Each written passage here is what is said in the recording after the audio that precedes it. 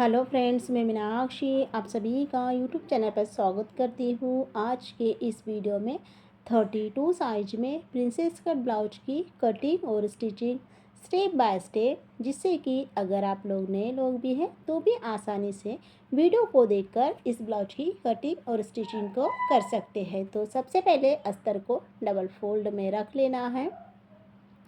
उसके बाद में अब यहाँ पर क्या करना है, जो ओपन साइड है उसे अपनी तरफ रखना है और उसके बाद में फिर ब्लाउज की ना लंबाई लेंगे। तो ब्लाउज की यहाँ पर जो लंबाई है 12.5 इंच है। 1 इंच प्लस कर कर आपको 13.5 इंच लेना है और इस तरह से एक लाइन को खींचना है। अब प्रिंसेस कट है, उसके लिए आपको आधा इंच और एक्स्ट्रा का लेना है, यानी टोटल लंबाई 14 इंच की हो जाएंगी। उसके बाद में हुक पट्टी और आई पट्टी के लिए आपको ना आधा इंच का मार्जिन छोड़ना है इस तरह से। तो एक सीधी लाइन को खींचना है। उसके बाद में शोल्डर लेंगे 5 इंच और आर्मोल यहाँ पर लेना है 5.5 इंच। अब 32 इंच है, चेस्ट का चौथा भाग 8 इंच लेना है और 1.5 इंच एक्स्ट्रा मार्जिन के लिए और आधा इंच जहाँ पर हम टक्स लगाएंगे उसके लिए। उसके बाद में नीचे के साइड में अब हम यहाँ पर कमर लेंगे 6.5 इंच। 26 इंच कमर है और 1.5 इंच एक्स्ट्रा मार्जिन के लिए और 2 इंच हमें टक्स के लिए लेना है। आपस में ही दोनों पॉइंट को मिलाना है। उसके बाद में अब 1 इंच यहाँ पर आर्मोल की गोलाई देंगे। गले की मार्किंग करेंगे तो गले की मार्किंग यहाँ पर मैंने 2.25 इंच ली है और इसकी जो लंबाई है वो यहाँ पर मैंने 6 इंच ली है। और यह जो डिज़ाइन है चौकोन में हम डिज़ाइन बनाएंगे, तो इस तरह से आपको चौकोन गला बनाना है फ्रंट साइड के लिए। आप चाहे तो यहाँ पर गोल गला भी बना सकते हैं। टक्स पॉइंट की मार्किंग करेंगे 10 इंच पर। 10 इंच पर टक्स पॉइंट की मार्किंग की है। यहाँ से लेंगे 3.25 इंच और नीचे के साइड में लेंगे 3 इंच। और उसके बाद में आगे की तरफ 1.5 इंच लेना है और 1.5 इंच लेते हुए सभी पॉइंट को आपस में इस तरह से मिलाना है। तो यहाँ पर हमारा टक्स पॉइंट आ जाएगा और इस तरह से इसका प्रिंसेस कट का जो आकार है वो यहाँ पर देना है। उसके बाद में अब यहाँ पर क्या करेंगे, इसका जो आकार है वो बराबर से प्रॉपरली फिनिशिंग के साथ में इस तरह से देंगे। और उसके बाद में आप जो हमारी हुक पट्टी आई पट्टी की तरफ आपको आधा इंच तिरछी लाइन खींचना है और कमर के साइड में यानी फिटिंग सिलाई के साइड में आपको 1 इंच लेना है। इस तरह से तिरछी लाइन खींचेंगे तो देख सकते हैं इस तरह से मार्किंग यहाँ पर हो गई है। उसके बाद में कटिंग करेंगे तो गले को यहाँ पर कट करना है चौकोन गला और उसके बाद में अब इस तरह से कटिंग करेंगे। सबसे पहले यहाँ पर आपको अस्तर की कटिंग करना है। तो जैसे हमने मार्किंग की है सेम कटिंग करना है।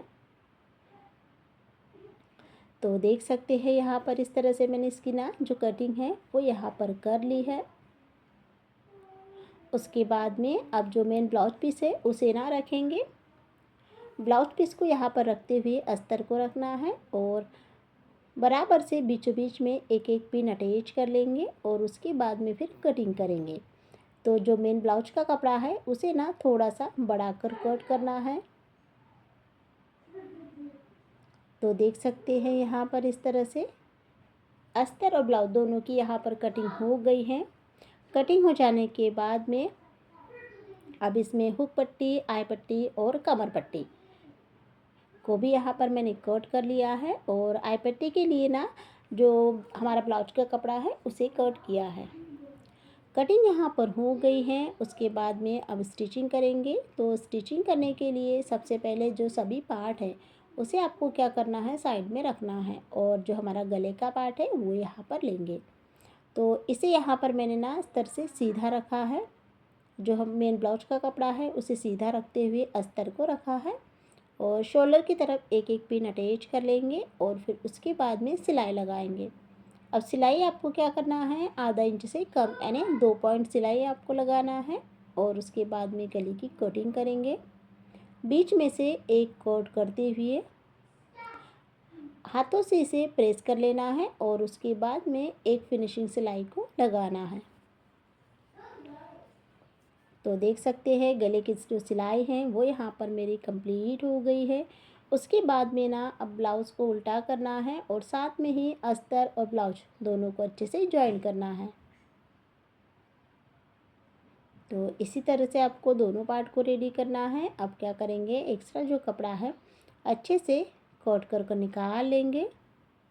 तो कटिंग यहाँ पर हो गई है। उसके बाद में अब सेम प्रोसेस में दूसरा जो पार्ट है वो बनाएंगे।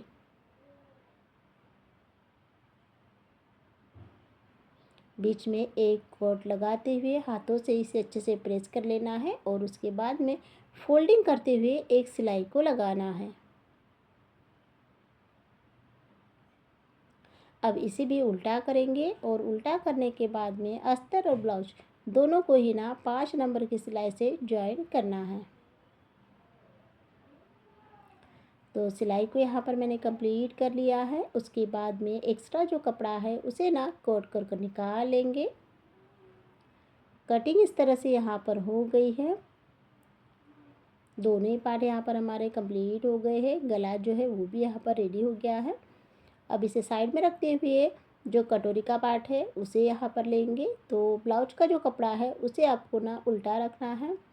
उल्टा रखते हुए अस्तर को अटैच करेंगे पिन के साथ में और उसके बाद में फिर यहाँ पर भी इसे ना 5 नंबर की सिलाई से जॉइन करेंगे। तो जॉइन करते वक्त यहाँ पर आपको ना दोनों में से कोई भी कपड़े को नहीं खींचना है। प्रॉपरली फिनिशिंग के साथ में स्टेप बाय स्टेप आपको सिलाई को लगाना है। तो देख सकते हैं यहाँ पर इस तरह से मैंने जो सिलाई है वो यहाँ पर कंप्लीट कर ली है। उसके बाद में एक्स्ट्रा जितना भी कपड़ा है अच्छे से कट कर निकाल लेंगे।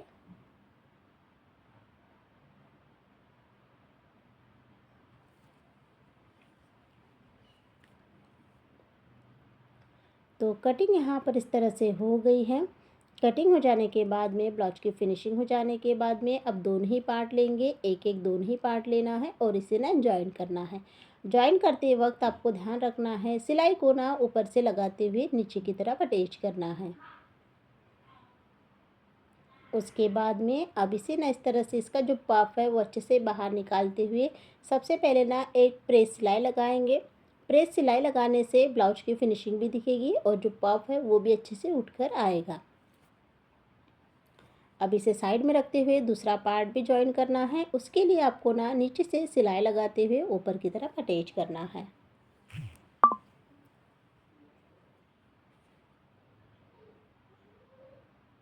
तो देख सकते हैं इस तरह से सिलाई को मैंने कंप्लीट कर लिया है। उसके बाद में अब प्रेस सिलाई लगाएंगे।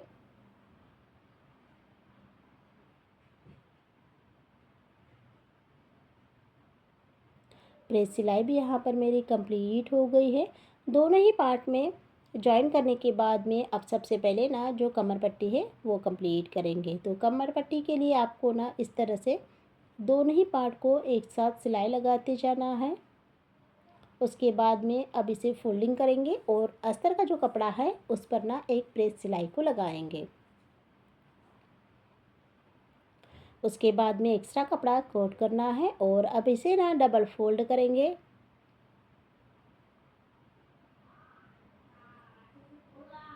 डबल फोल्ड करते हुए एक सिलाई लगाना है।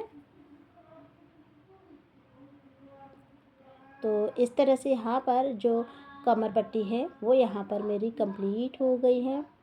उसके बाद में आप सबसे पहले क्या करेंगे, जो हुक पट्टी और आई पट्टी को बनाना है। तो हुक पट्टी और आई पट्टी के लिए सबसे पहले हुक पट्टी बनाएंगे। तो हुक पट्टी के लिए आपको ऊपर से कपड़ा अटैच करते करते हुए अंदर की तरफ फोल्ड करना है, डबल फोल्ड करना है और उसके बाद में फिर आई पट्टी के लिए ना नीचे से कपड़ा जॉइन करते हुए ऊपर की तरफ इसे फोल्डिंग करना है। तो अब इसे नीचे से जॉइन करेंगे और ऊपर की तरफ फोल्ड करेंगे।